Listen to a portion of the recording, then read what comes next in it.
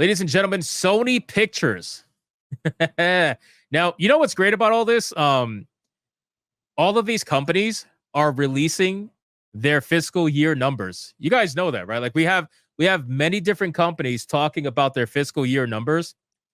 And what we are experiencing is that every single one of them, almost for the most part, have lost a tremendous amount of money, an insane amount of money. It's not even fair how much money these companies have lost.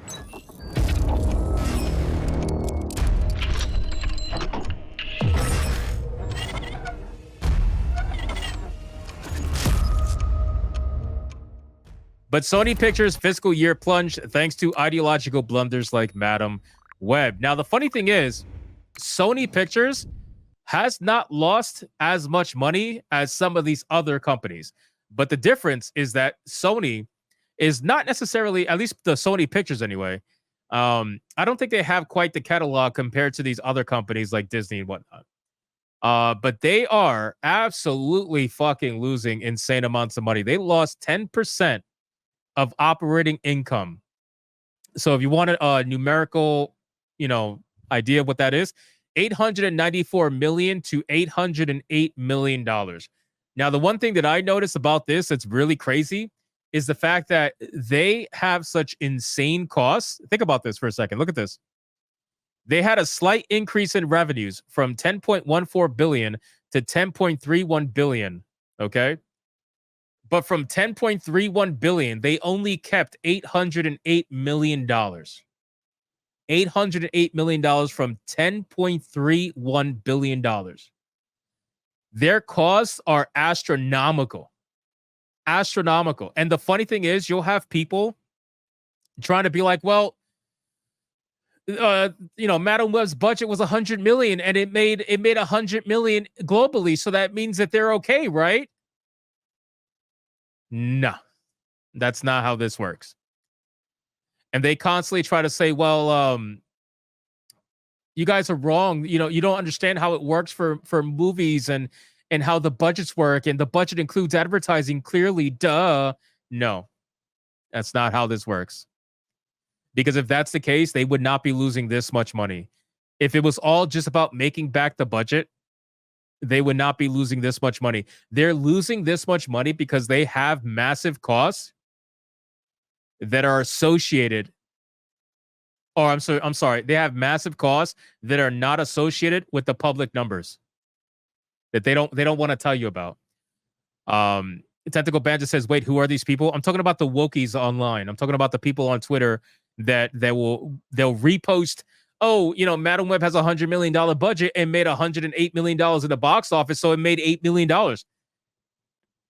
Do you understand how this works? Like, that's the problem. They actually have a fundamental misunderstanding of how this works. Right? So if that's the case, if they made $8 million because they made 108 versus a budget of 100, does that mean that the movie theaters work for free? Every single one of these retards, the moment you ask them that question, they just they go stupid on you. They're like, well, no, but like, did you not think about that? You think the movie theaters work for free? You think it's free to advertise the fucking the movie? How do you not understand this? So when you start asking these questions and bringing this up, suddenly their entire narrative goes out the fucking window, which is to be expected. So again, 10.31 billion. They took home 808 million. That's less than 1/10. Like this is a crazy. The theaters take about half on average. So the theaters take a little bit less domestically and a little bit more overseas, internationally. So when you even it out, it's about 50%, give or take. So, and then the advertising budget. Sony has a massive advertising budget. Like if you ever look at Sony movies, they're always advertised like crazy everywhere. TikTok, Twitter, YouTube, everywhere, Facebook. And on Facebook, you got to spend a lot of money. If you want something to be seen and interacted with on Facebook, you have to spend a lot of money. You have to. Otherwise, you're not going to get anywhere. Everybody knows that about Facebook. So a lot of the advertising budget goes into Facebook. But Twitter, TikTok, everywhere. They're everywhere. You have a lot of people throwing out what advertising budgets normally are. You take the budget, you double it. That's your advertising. Again, I've seen movies not follow that trend, and I've seen movies spend more than that. It depends on the movie.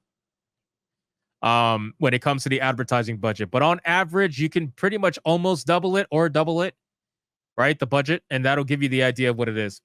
Now they say in this article that it has to do with wokeness and it has to do with Madam Web and all that shit. I don't think it has to do too much with that. I think that's a big thing. Don't get me wrong, but I don't think that's the sole reason why this went the way it went. I think it's a combination of extremely insane budgets that need to be reduced. These budgets need to be reduced. Why are the budgets as big as they are? I will never understand. Right? Like the fucking $100 million on Madam Web, bro.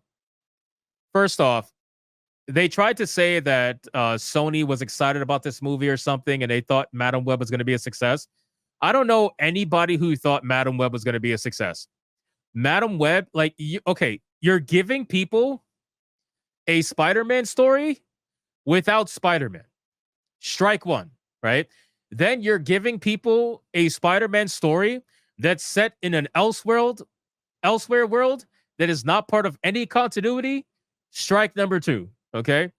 Then you're giving them a story about a character that most normies don't fucking know about. So you're giving them a Madam Web movie. Nobody fucking asked for a Madam Web movie. Nobody. I don't know of anybody that did. And here's the best part. You gave people a Madam Web movie, and even for the fans of Madam Web from the comic book, you didn't even give them that character. So you gave people a character nobody asked for, and then you gave them a version of that character that wasn't even comic book accurate, not even slightly. So what are we doing? How can you spend $100 million on a movie like that? Why would you do that? Madam Web should have been a $25 million movie. Maybe 50. Maybe 50. Why the fuck was it $100 million? That makes no financial sense. So again, it's inflated budgets. It's giving people characters that they didn't ask for. You have tried and true characters that people will love to see on screen. There is so many better characters to choose from in the Spider-Man universe. Madam Web is not one of them. You pick one of the worst. You pick one of the worst characters to adopt in a movie. No, I know Tentacle Bandit. I know they're not going to be comic book accurate, but what I'm telling you is that at the very least, if you're going to make a character that is a niche character that people are not necessarily asking for or going to are going to look for, then the least you can do is to do something for the fans that actually know the character, right? If you're going to go for a niche character, at least make them somewhat comic book accurate so that the few people that were going to go see it for that character, they can watch and they can say, oh yeah, I remember that. Yeah, that's awesome. You know what I'm saying? Like you can get away with certain characters not being super comic book accurate depending on what it is, but Madam Web is not one of them. Madam Web is not that kind of character. She doesn't have that kind of mainstay that people are going to be running to the movie theaters for, right? She's a secondary, like she's a support character basically. So there's no point, right? So I feel like if you're going to do a movie like Madam Web, you need to make the character at least somewhat accurate for the fans that are actually going to go see it, because there's not going to be many of them.